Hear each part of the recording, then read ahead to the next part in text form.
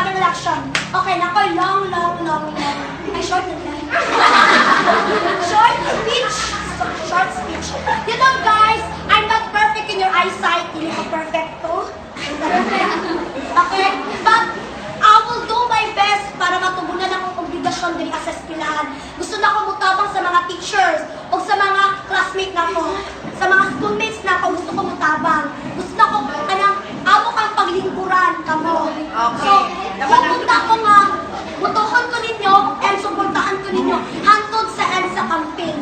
So, I wish that you will vote me and support me in the end of campaign. So, once again, just like